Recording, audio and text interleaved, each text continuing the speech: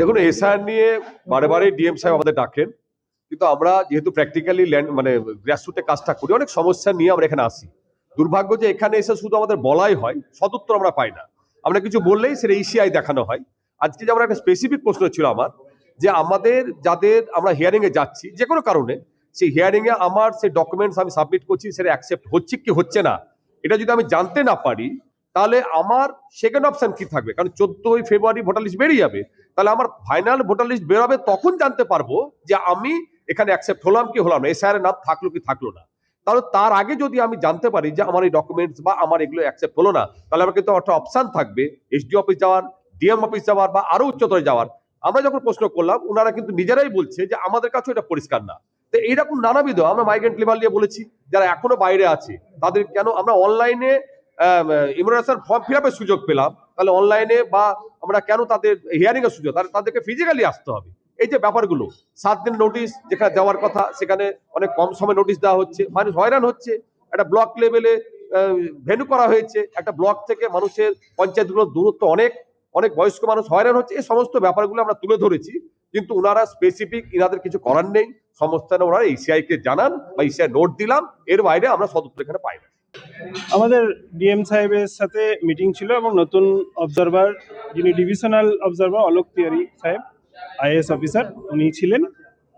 আমরা আমাদের তরফ থেকে যে শুনানির বিষয়ে একটা অবজেকশন দিয়েছি, বিভিন্ন ব্লক অফিসে চলছে, যেটা আরও গ্রাম পঞ্চায়েত লেভেলে যাতে শুনানি হয় সেটার জন্য আমরা বলেছি। আর মাইগ্রেন্ট লেবারদের যারা বিদেশে কাজ করছে এবং অন্যান্য রাজ্যে কাজ করছে, তাদের যাতে ফিজিক্যাল ভেরিফিকেশন না করে বাইরে থেকেই যাতে শুনানিটা করা যায়, সেই ব্যবস্থাটা নিয়ে বলেছি।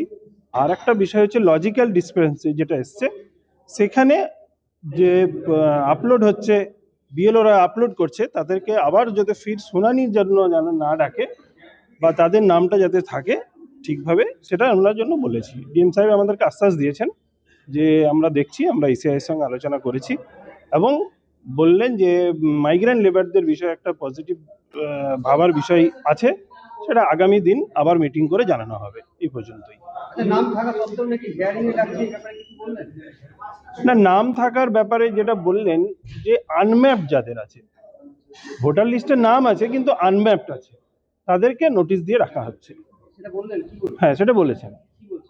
বলছেন এটাই যে যারা আনম্যাপড আছে তাদেরকেই আমরা ডাকছি, নোটিশ দিয়ে ডাকছি, তাদের পেপার ভেরিফিকেশন হচ্ছে, তারপরে তাদের যেটা থাকার সঠিক যদি পেপারস দেখাতে পারে তাদের নাম নিশ্চয়ই থাকবেন। এবং আমাদের দাবি, আমাদের পার্টির তরফ থেকে দাবি যে একটাও বৈধ ভোটারের নাম যাতে বাদ না যায়।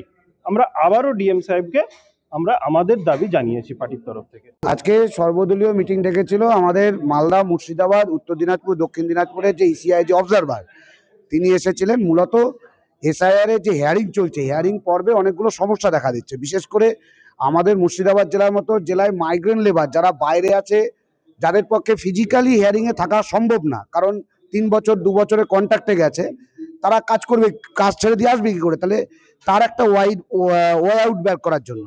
দ্বিতীয়ত বিষয় ছিল যে হিয়ারিংয়ের যে প্লেস, সেই প্লেসটা বিডিও অফিসে করার ক্ষেত্রে যে বয়স্ক যাদের আনম্যাপিং হয়ে গেছে অটোমেটিক্যালি, তাদের ক্ষেত্রে আসার একটা সমস্যা আছে। সেই ক্ষেত্রে আমরা প্রস্তাব দিয়েছি যে এখনো যে সময়টা আছে, সেই সময়টায় হিয়ারিংটা যাতে খুব ফ্রুটফুল হয়, খুব কাছাকাছি হয়, তাহলে মানুষগুলো আসতে পারে।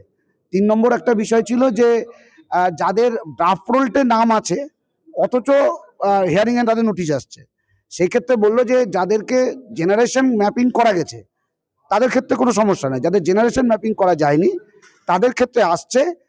ডিএম লেভেলে এটাকে যাদের সমস্যা হবে, 14ই ড্রাফট ফাইনাল রোল বেরানোর পরে যাদের নাম থাকবে না তাদেরও একটা তোলার ব্যাপারে অপশান নতুন করে আমরা দেব, সেটা আপ টু ইলেকশন পর্যন্ত, নমিনেশন পর্যন্ত। তো আমরা অনেকগুলো বিষয় ইসিআইয়ের কাছে রেখেছি। আমরা পরিষ্কার বলেছি যে ইসিআই যেটা ঠিক করেছে, তোতা পাখি বিজেপি ঠিক করে দিয়েছে সেন্ট্রাল লেভেলে, সেইভাবেই এসিআই কাজ করছে। অথচ যারা পলিটিক্যাল পার্টি যে কথাগুলো বলছে, বিভিন্ন গ্রাউন্ড লেভেলে যে সমস্যা, সেইগুলোকে তারা অফিসিয়ালি সেটাকে ওভারকাম করার চেষ্টা করছে না। আখেরে বিহারের মডেলে যেভাবে ভোটার লিস্ট থেকে নাম বাদ গেছে, আমাদের পশ্চিমবাংলার ক্ষেত্রে আমাদের মুর্শিদাবাদ জেলায় প্রচুর মানুষের নাম এরকম বাদ যাওয়ার সম্ভাবনা আছে। তবে আমরা পলিটিক্যাল পার্টিগুলো ডিএম এর সঙ্গে, জেলা প্রশাসন কিছু কাজ করছে, অস্বীকার করবো না, কিন্তু ইসিআই এর চাপে জেলা প্রশাসন সেই কাজগুলোকে থরলি করতে পারছে না, এটুকু আমরা বলতে পারি।